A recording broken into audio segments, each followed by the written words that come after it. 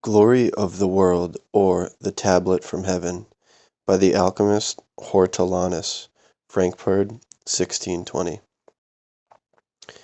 The Emerald Tablet. It is true, without any error, and it is the sum of truth. That which is above is also that which is below, for the performance of the wonders of a certain one thing. And as all things arise from one stone, so also they were generated from one common substance, which includes the four elements created by God. And among other miracles, the said stone is born of the first matter. The sun is its father, the moon its mother, the wind bears it in its womb, and it is nursed by the earth. Itself is the father of the whole world, and the whole potency thereof. If it be transmuted into earth, then the earth separates from the fire that which is most subtle from that which is hard, gross.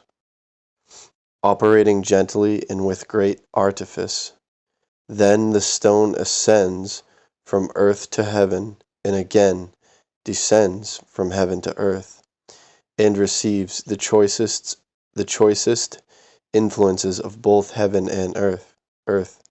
If you can perform this, you have the glory of the world, and are able to put to flight all diseases, and to transmute all metals. It overcomes the mercury, which is subtle, and penetrates all hard and solid bodies. Hence it is compared with the world itself. Hence I am called Hermes, having the three parts of the whole world of philosophy. Explanation of the Emerald Tablet of Hermes.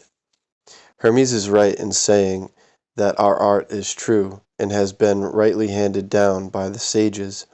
All doubts concerning it have arisen through false interpretation of the mystic language of the philosophers. But, since they are loth to confess their own ignorance, their readers prefer to say that the words of the sages are imposture and falsehood. The fault really lies with the ignorant reader, who does not understand the style of the philosophers. If, in the interpretation of our books, they would suffer themselves to be guided by the teaching of nature, rather than by their own foolish notions, they would not miss the mark so hopelessly. By the words which follow, that which is above is also that which is below, he describes the matter of our art, which, though one, is divided into two things, the volatile water which rises upward, and the earth which lies at the bottom, and becomes fixed. But when reunion takes place, the body becomes spirit, and the spirit becomes body. The earth is changed into water, and becomes volatile. The water is transmuted into body and becomes fixed. When bodies become spirits and spirits bodies, your work is finished. For then that which rises upward and that which descends downward become one body. Therefore the sage says that that which is above is that which is below, meaning that, after having been separated into two substances, from being one substance, they are again joined together into one substance, i.e., an union which can never be dissolved, and possesses such virtue and efficacy that it can do in one moment what the sun cannot accomplish in 1,000 years. And this miracle is wrought by a thing which is despised and rejected by the multitude. Again, the sage tells us that all things were created and are still generated from one first substance, and consist of the same elementary material. And in this first substance God has appointed the four elements, which represent a common material into which it might perhaps be possible to resolve all things.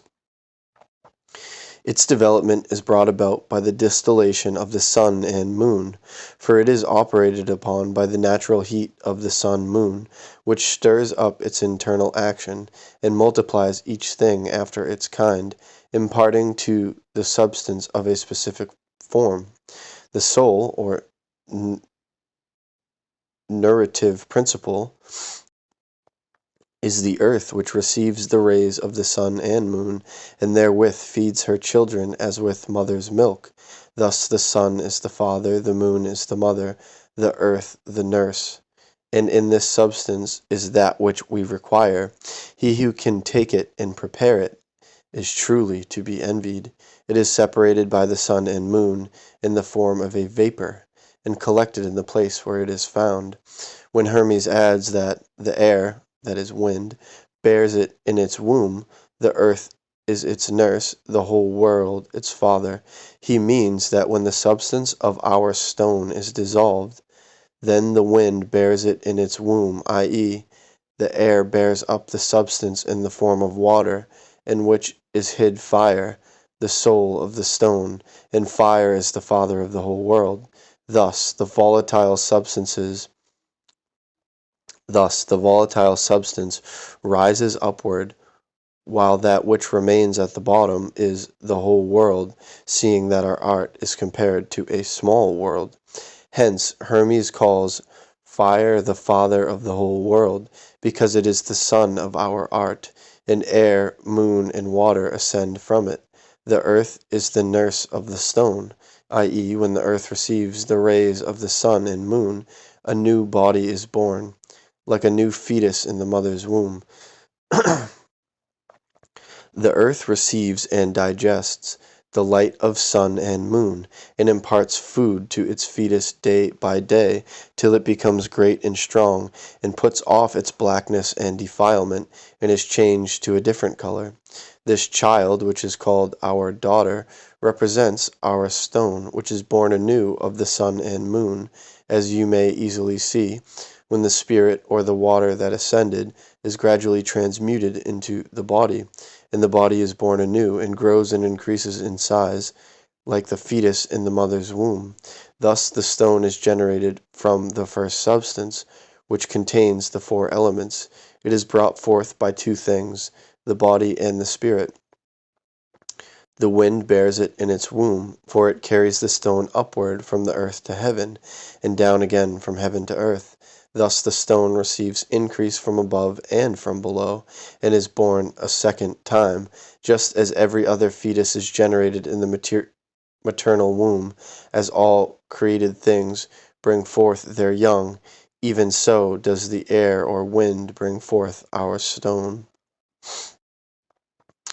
And when Hermes adds, its power or virtue is entire when it is transmuted into earth, he means that when the spirit is transmuted into the body, it receives its full strength and virtue, for as yet the spirit is volatile and not fixed or permanent.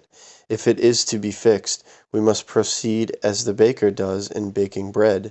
We must impart only a little of the spirit to the body at a time, just as the baker only puts a little leaven to his meal, and with it leavens the whole lump.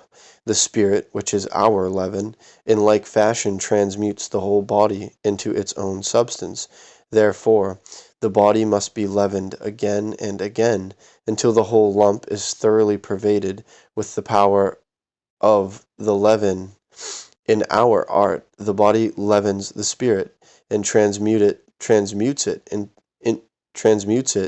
into one body, and the spirit leavens the body, and transmutes it into one spirit.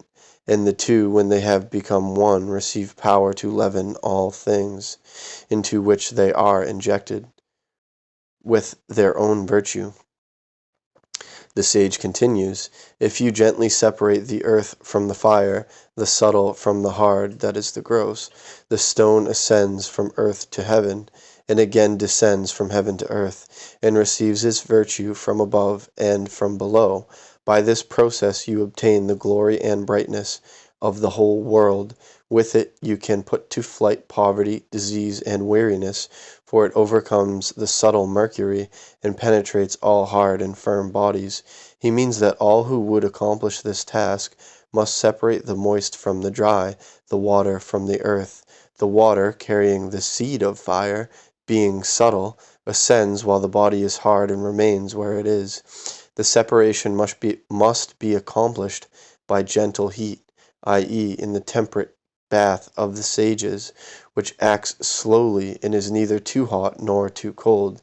Then the stone ascends to heaven and again descends from heaven to earth.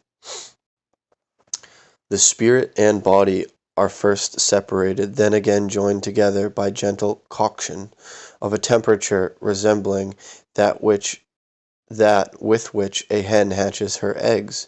Such is the preparation of the substance, which is worth the whole world, whence it is also called a little world.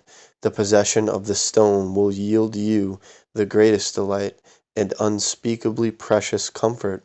It will also set forth to you, in a typical form, the creation of the world. It will enable you to cast out all disease from the human body, to drive away poverty, and to have a good understanding of the secrets of nature.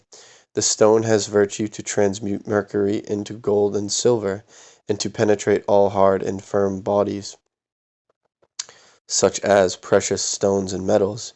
You cannot ask a better gift of God than this gift, which is greater than all other gifts. Hence Hermes may justly call himself by the proud title of Hermes Trismegistus, who holds the three parts of the whole world of wisdom.